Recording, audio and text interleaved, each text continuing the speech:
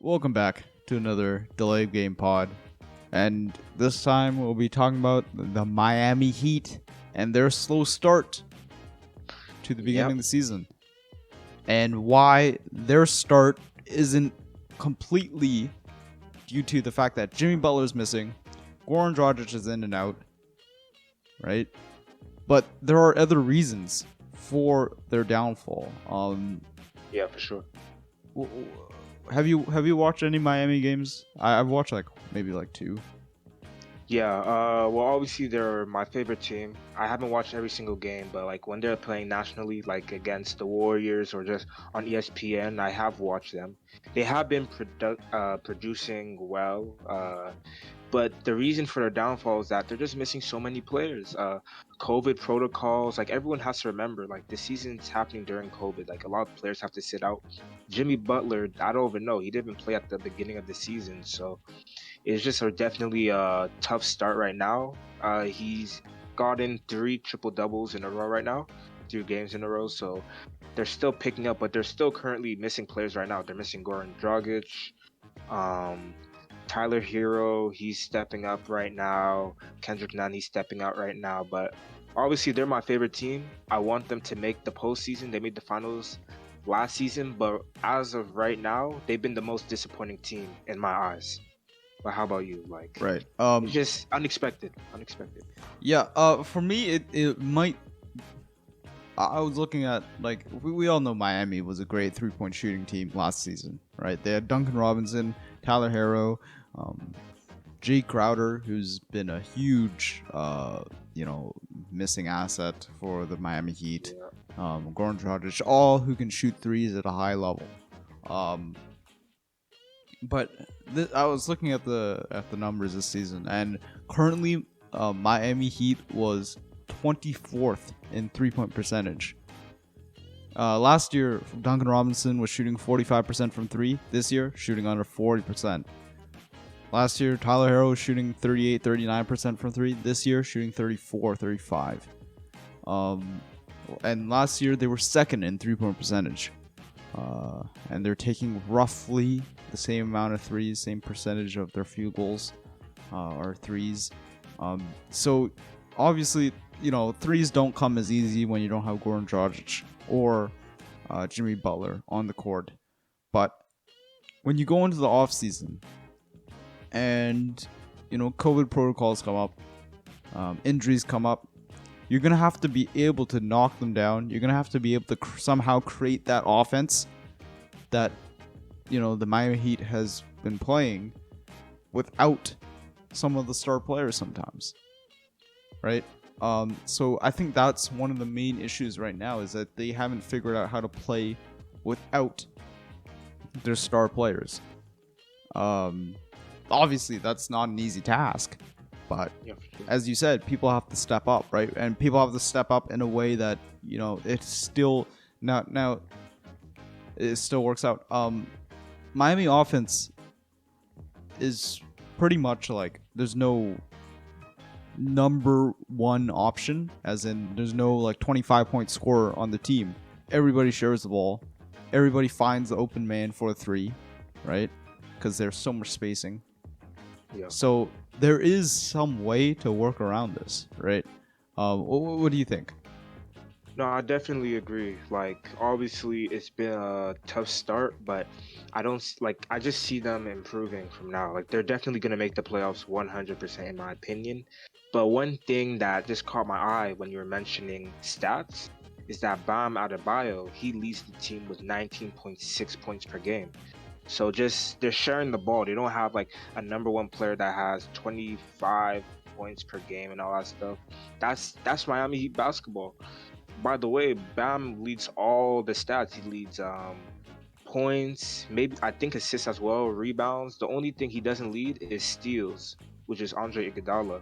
So definitely they need to step up when the big players aren't there. Because imagine if Bam gets injured now or something like that, then the Miami Heat are done. But they've definitely just taken a lot of falls. But a lot of people, the stats that you just said, a lot of people don't think that 40% to 35 is anything big. Like, that's a No, big that's difference. big. Yeah, that's That's a big. big difference. Like, they had the second highest 3-point percentage in the league, and now you said they're like 24th, 25th. 24th, Like yeah.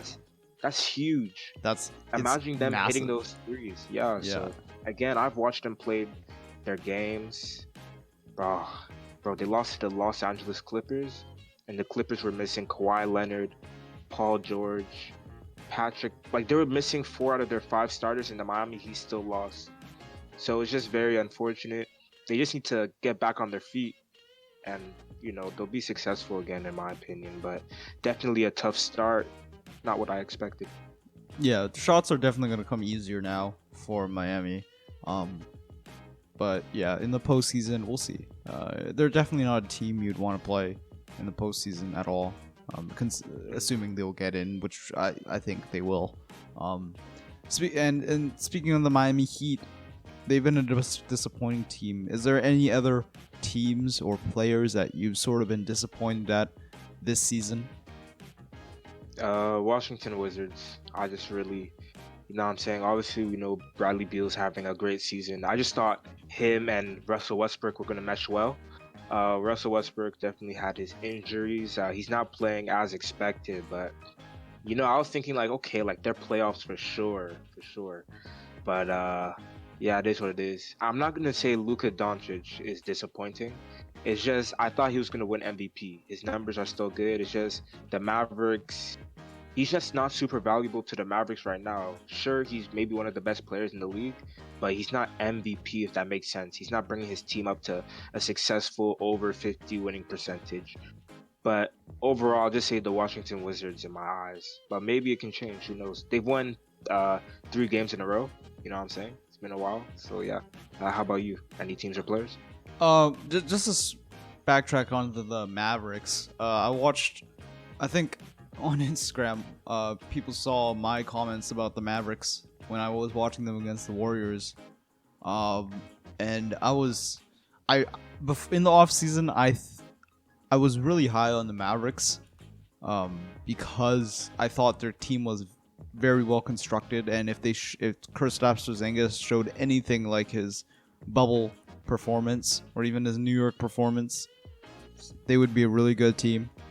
I thought Josh Richardson was an excellent addition because they needed some toughness, they needed some deep perimeter defense. But when I was watching the team a couple nights ago against Warriors, they seemed really like it didn't seem like you can put anyone around Luka Doncic who can help him out on offense, right? It looked like Luka was trying to do everything. It looked like everyone else was just standing around watching Luka. And it wasn't the Mavericks basketball that you saw in the bubble, right? It wasn't, drive, kick out, move, cut. You got an open shot, take it. That was Mavericks basketball in the bubble, and that's why they were able to dismantle Clippers for a couple games. And some questionable calls came in, and that happened. But yeah, it does seem like Dallas needs to add more help around Luka, and it doesn't seem like Kristaps Porzingis is going to be that guy, that second option. He's not going to be, the next Dirk or whatever you want to call him. And it seems like he's just relegated himself to being a stretch 4, right? Kelly Olynyk, if you may. Which, by the way, Miami has almost no big men after Bam Adebayo.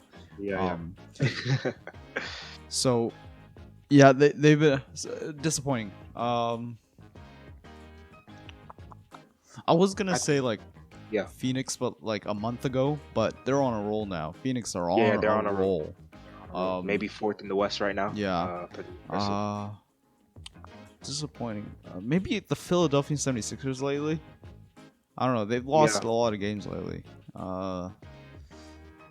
But yeah, I think you got it down pretty much what disappointed me this season. I think I don't everyone else I was sort of not that surprised. Sacramento, even though I'm really high on De'Aaron Fox, I didn't think they were going to be any good because they I did not like what they were doing in the offseason. Yeah, same. Cleveland. Now, before in the beginning of the year, we thought Cleveland was going to be okay, going to be fun to watch. Now they're even dead last in almost every single statistical category. Back to normal. Yeah, back to normal Cleveland. All right. Yeah, so they've been a little bit disappointing, I guess. I was looking forward to watch them, and unfortunately, I was right about how the team just doesn't mesh at all. Yeah. Yeah. I think yeah, you got it down. Maybe Boston's a little disappointing because I thought Boston was going to be really good. I really liked Tristan Thompson addition, and I was wrong about that as well. I'm wrong about a lot of things. Yeah, Jaylen Brown has been really good, but I mean, maybe Kemba Walker is a disappointing player. Yeah, Kemba Walker this season. But we know, like, we sort of, from last year's bubble playoffs, we sort of know, like, we're expected what Kemba Walker would be like in the future. He was a non-factor in the against Toronto. Like, there was only one play that I remember from him, and it was that no-look pass to Tice for the dunk, and that was clutch. And then OG Anunoby. By OG. Yeah. I saw that live, bro. I was like, yeah, I was live too. I was watching that game too. No way, yeah, no. that was crazy. I was like, oh. Yeah. So yeah, disappointing. Maybe Atlanta, because I really thought Atlanta was gonna be better than, like, there was a lot of new teams built in the East that I thought were gonna be better than Toronto. Atlanta was one of them. Washington was also the other one. I was wrong about Washington, and I'm wrong about Atlanta. Because I thought Atlanta, well, Bogdanovich has been out, so there's that. But I thought John Collins was going to make a jump, and it doesn't seem like Atlanta has really allowed him to make that jump. Especially with the focus around Clint Capella, who's been putting up numbers. But yeah, I really thought that they were going to get onto the next level sometime. I didn't think Trae Young was going to improve at all. But I thought John Collins was definitely going to make a jump, but he didn't. So yeah, those are the guys who I expected. I expected a lot of things to be good in the offseason, or even before us recording this, but they just haven't panned out. I guess. Is there anything that has surprised you? Like, maybe a pleasant surprise instead of being disappointing? Because disappointing is kind of definitely, Joel Embiid definitely being like top 3 in MVP voting. Obviously I knew he was a great player, but I was like, okay, like, now he's hitting his peak, like, he's just getting better and better. So for me, it's definitely Joel Embiid. And teams, the Suns, like, I expected them to do well, of course, but I didn't expect like 4th seed or anything in the West. I was expecting like 6 or 7, so definitely Joel Embiid and the Phoenix Suns for me. Definitely a pleasant surprise. Right, and the Chris Paul effect kicked in with Phoenix finally. Definitely. And they started rolling, winning games, closing out. I saw the game against Milwaukee, and they were able to close them out easy. Speaking of, like, going back to disappointing, I just thought of it. Your boy, top 3 player Anthony Davis has been disappointing. Oh yeah. Can he be healthy for a full season? Is that that hard to ask? Every time I saw the Lakers playing, I knew he wasn't playing at his full potential. I knew he was holding something back, and then now you have the Achilles. I was like, this is not the Anthony Davis I know. But just wait till the playoffs, man. Top 3. Top 3 in the play. Okay. Yeah.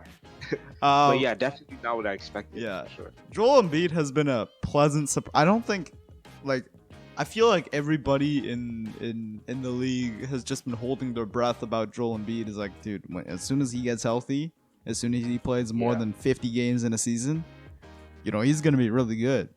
Because he's got all the skills, he's got the power, and he's finally utilizing his strength instead of trying to dance around and be. Because he's not Hakeem.